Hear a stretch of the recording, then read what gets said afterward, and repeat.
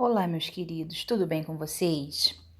Bem, hoje esse vídeo é sobre arte, né? O meu canal é sobre arte. Se você chegou agora e gosta de artes, sejam bem-vindos, tá? Então, pessoal, eu vou falar de um artista que eu gosto muito, que eu aprecio até pela história e porque eu tenho assim, não sei dizer, mas eu me identifico muito com ele, tá? Pela forma de ver a arte, de sentir a arte. E se você não gosta de arte, chegou no meu canal, chispa daqui, hein? Tô brincando, gente. Sejam bem-vindos no meu canal e espero que vocês gostem. Essa é uma história de um menino estranho. Tudo começou quando um homem e uma mulher se uniram em um matrimônio. Ana Cornélia Cabentos e Teodoro Van Gogh. Naquela época, a religião predominava bastante, né?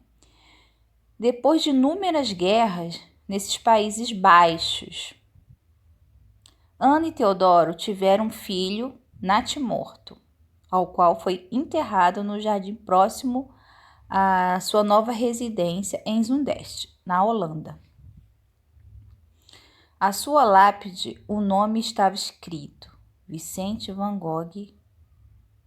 O nome seria uma homenagem ao pai de Ana, mas não deu certo, né, gente?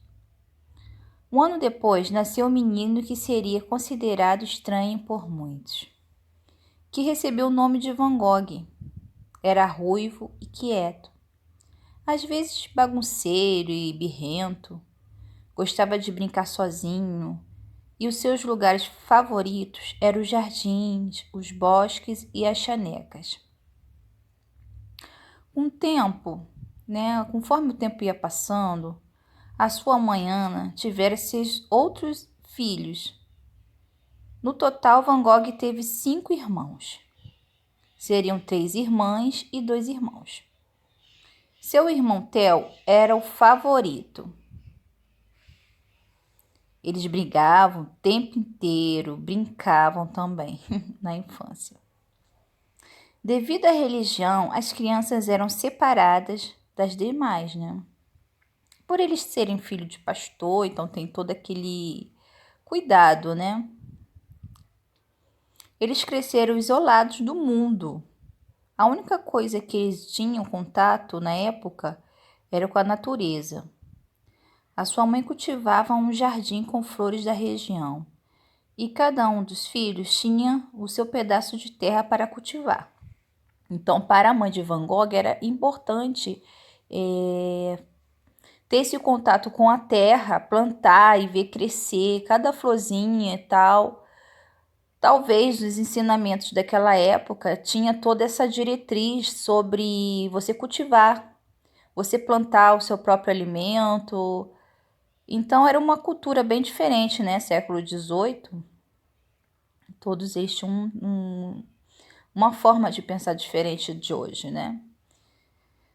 Então Vicente gostava de observar as cotovias fazendo o seu ninho e gostava de brincar com os percevejos. Ele capturava os insetos e catalogava-os. Considerando um menino muito inteligente e genioso. Estava sempre com seu irmão Theo. Mas as coisas mudaram quando os dois começaram a crescer. Theo se destacou e se tornou o filho preferido de Ana. E Doros, que é o pai dele, o apelido, né? Enquanto Vicente, o mais rebelde e indomável, acredito que ele sentiu um pouco de ciúme do seu irmão. E se isolou, fugindo para as chanecas. Sua mãe ficava furiosa, mas nada podia fazer, né? Porque Vicente era o jeitão dele, né? Cada vez mais ele se isolava, ele não se adaptou, né?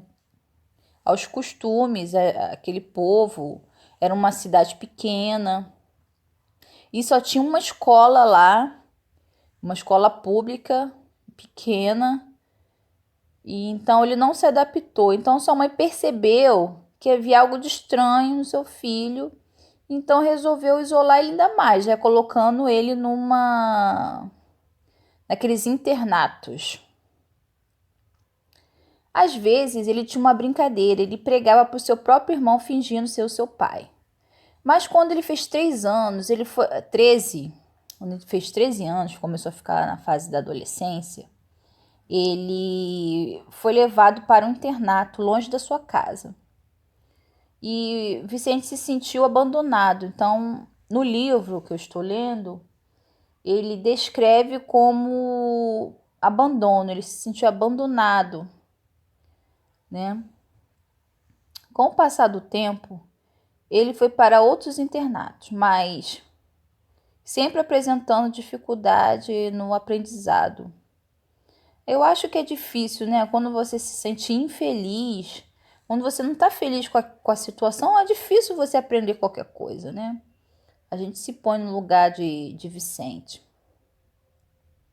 Um dia, ele se cansou do internato, porque quando ele foi para esse segundo internato, tem um primeiro que ele passou um tempo, e no segundo internato era bem mais longe da sua casa e ele foi morar com uma família. Ele não dormia no internato, ele saía e ia dormir na casa de uma família. Eu acho que ele não se deu bem com essa família porque ele fugiu. Ele foi a pé para casa, andou 32 quilômetros a pé. E chegou em casa e disse que não voltaria nunca mais. Imagino, né? O sofrimento dele. E também o livro diz que ele se recorda dessa época na fase adulta. A sua irmã Will descreve sua volta para casa como dia de alegria. Vicente passa seus dias lendo e desenhando, e a sua mãe tinha regras, e a principal seria manter a família sempre unida e temente a Deus. Então, analisando esse pequeno trecho da vida de Vicente, ele era uma criança isolada, porque de fato a religião ela meio que isola um pouco as pessoas, né? E também nos ensina que o mundo, a religião ela ensina que o mundo ele tem um começo, meio e um fim. Então você começa a sempre ver o fim das coisas. Você não vê o princípio, porque o princípio já foi para trás, já está no passado. E o presente você vive como se o fim estivesse próximo. É impressionante como a religião ela traz essa coisa para todos nós. Como que de qualquer momento o fim vai acontecer. O fim de todas as coisas, né? Então Van Gogh vivia com esse pensamento, que ia ter o fim, que o fim estava próximo, que a humanidade não tinha mais jeito. Então ele sentia esse vazio que é compreensível, porque isso é ensinado para nós. Toda pessoa que tem uma religião, no caso dele era a religião dos calvinistas, né? Que é o evangelho cristão protestante, que nos ensina que o fim, que Deus, uma hora ou outra, vai acabar com tudo.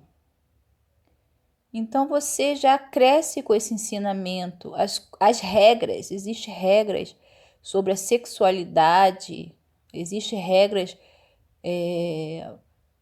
não são severas, mas são regras de boa convivência também no mundo, né?